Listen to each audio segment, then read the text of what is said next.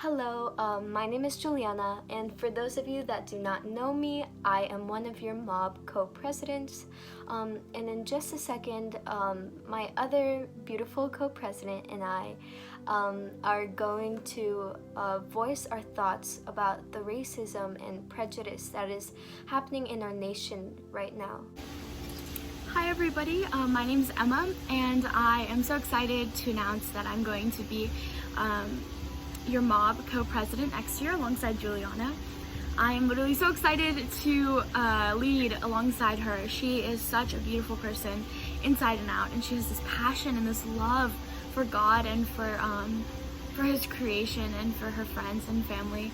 And man, I'm just so excited. I'm so excited to grow in relationship with all of you and to grow in relationship with God. Yeah, I'm just so excited for next year and all the things that we're going to do. Yeah, I'm so excited. So the reason that we wanted to create this video is actually to talk about what's currently going on in this world.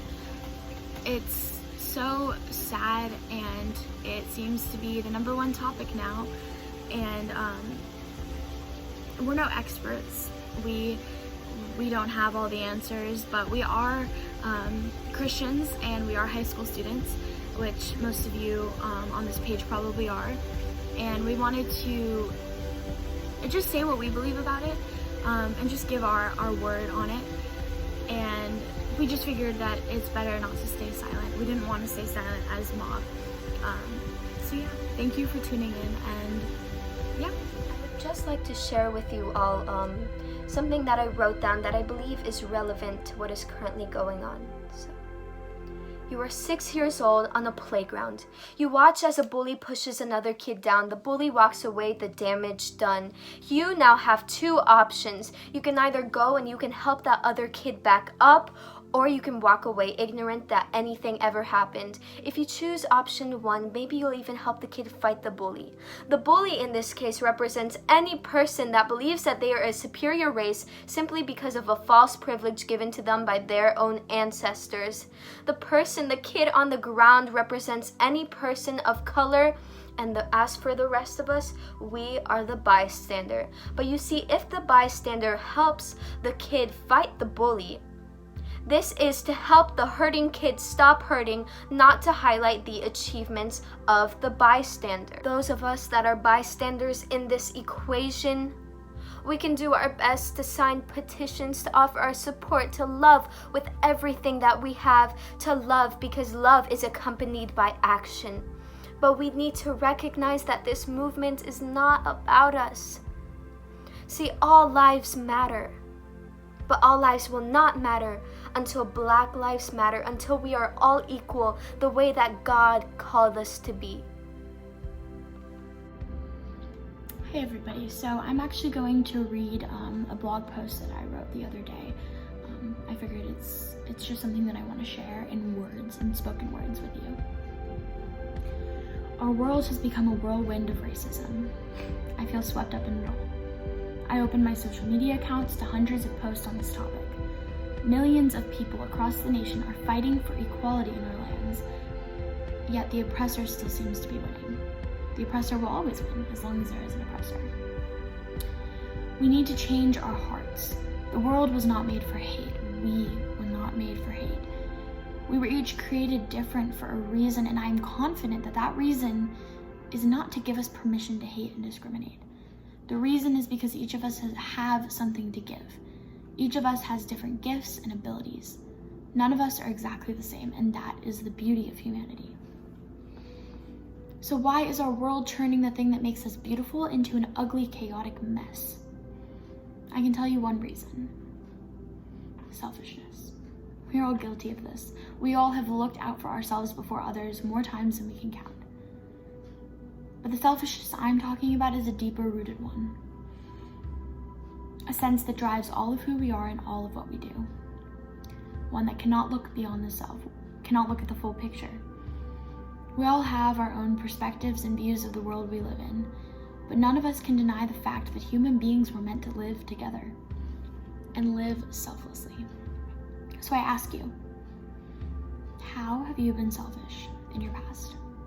Don't worry, I'm not asking you to tell anybody except for yourself.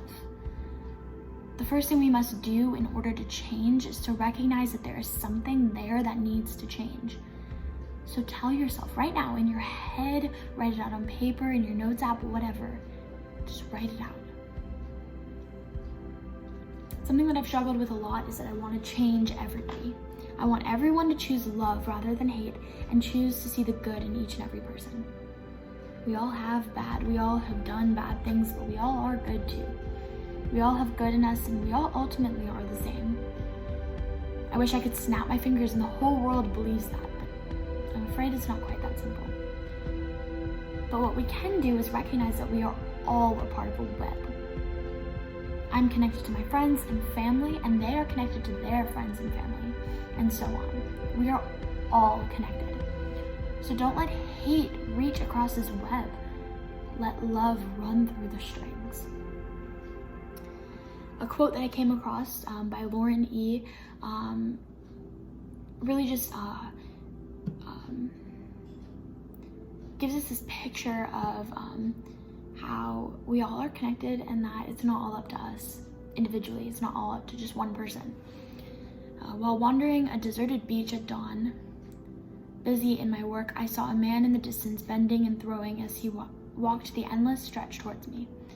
As he came near, I could see that he was throwing starfish, abandoned on the sand by the tide, back into the sea. When he was close enough, I asked him why he was working so hard at this strange task.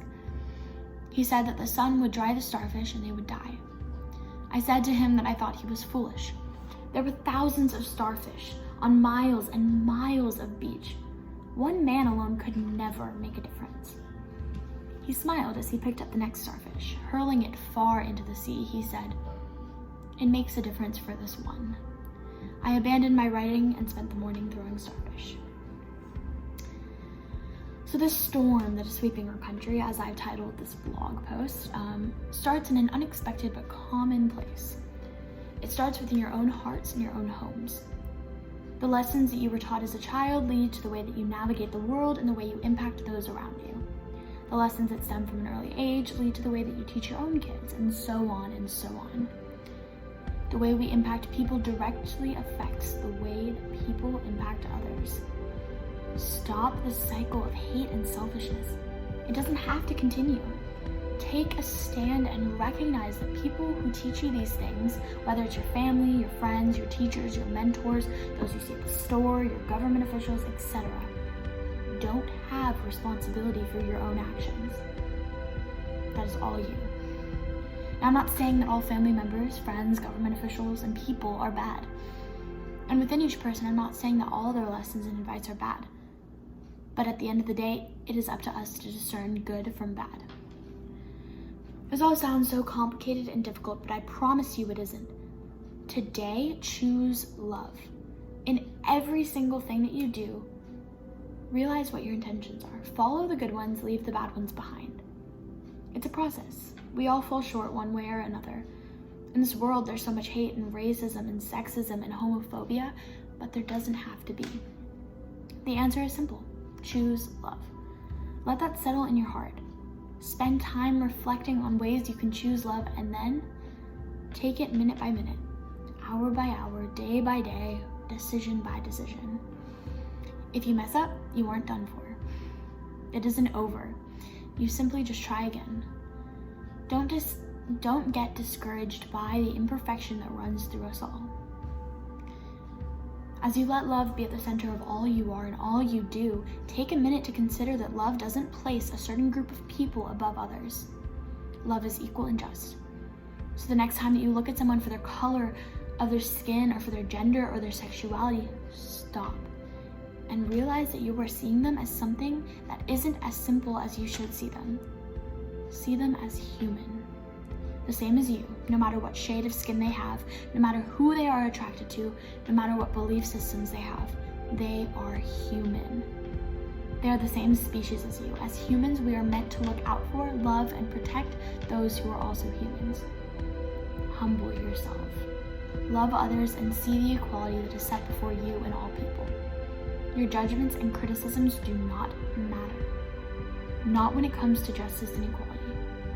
We can all offer our support, but in the end, we will never know what it is like to have the bully's hands pressed down on our shoulders. Let me explain it to you this way.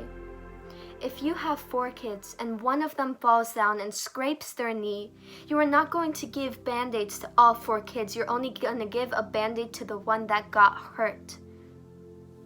Right now, this movement is about highlighting those who are hurting, who have been hurting for centuries. You see, the Congress of Racial Equality was founded in 1942, and its primary purpose was to stop police brutality and protect Black citizens. And here we are 78 years later, and people are still suffering because of the same thing. History is repeating itself, but we need to remember that history was not that far off ago. To all of our Black brothers and sisters, to all of our brothers and sisters in Christ who are of color, we want you to know that the Movers of Belief Club supports you. We love you. We are here, and we are here to fight for you because you are our brothers and sisters in Christ. Emma and I are both white women, and so we will never know what it is like to face such prejudice in our country. We will never know what it is like to have to grow up and teach our kids the do's and don'ts every time they see a police car. We will never know. But we are deeply troubled by this because of our faith, because we know what love is supposed to look like biblically. So I'm going to be completely honest with you guys right now, and say that I am extremely heartbroken. I'm extremely discouraged just by humanity in general, by who we are, by what I open my phone to. I open my phone to this hate, all of these posts about the hate in this world. But I think something that God's teaching me is that it's okay. It's okay to feel discouraged. It's okay to feel heartbroken. Because that's what happens when we ask God to break our heart for what breaks His. And it's a good thing. It's a good thing to feel this way. But another thing that I think that God's teaching me is, even though I might feel discouraged and heartbroken, I have no right to judge. None. Because I'm not perfect. 1 John 2:11. But anyone who hates a brother or sister is in the darkness and walks around in darkness. They do not know where they are going because darkness has blinded them. You see, God in the Bible, He has mentioned so many times that equality is the right way to go, that there is neither Jew nor Gentile, there's neither rich or poor. There are just people that were made perfect in His creation. That is the way that He sees us, and that is the way that every single person deserves to be seen. However, we need to recognize that racism is a thing in our nation. We need to recognize, because if we do not recognize, then we cannot properly love. And so I just wanted to point all of these things out, because every single person who is colored in our community deserves better. You don't deserve to suffer. You deserve to see peace. 1 Corinthians 12:13, for we were all baptized by one Spirit so as to form one body. Whether Jews or Gentiles, slave or free, we were all given the one Spirit to drink. Proverbs 22:2, rich and poor have this in common, the Lord is maker of them all. Hate takes many forms. One of the forms is racism. But there are so many more. And you know what? I've probably been guilty of racism. I've probably been guilty of racism today without even realizing it. But I'm also guilty of all the other types of hate. I am. Maybe in the way that I treat my family, maybe in my words and my actions and my intentions. I'm not perfect. And God sees all of these different forms of hate the same. So we have no right to judge. It reminds me of the story in the Bible. I'm not quite familiar with it and what the name is or where it is, but basically it's about a woman who's committed many sins. And this group of men are around her and they are about to stone her to death. And Jesus walks up and says, "Why are you doing this?" And they tell him, because of all these things that she's done.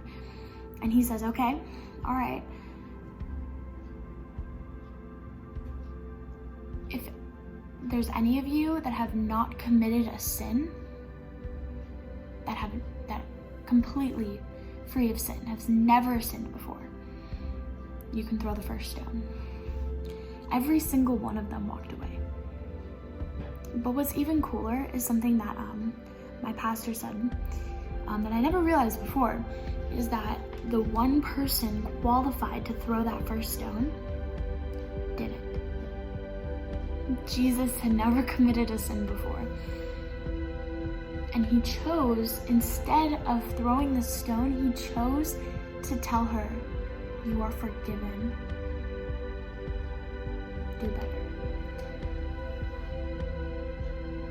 God doesn't even want to do it. God doesn't want to judge us. He's not going to. Our first instinct is to judge, but that's not what God wants, and that's not what God does. And I think something we need to realize first is that we all have sinned, and God sees it all the same.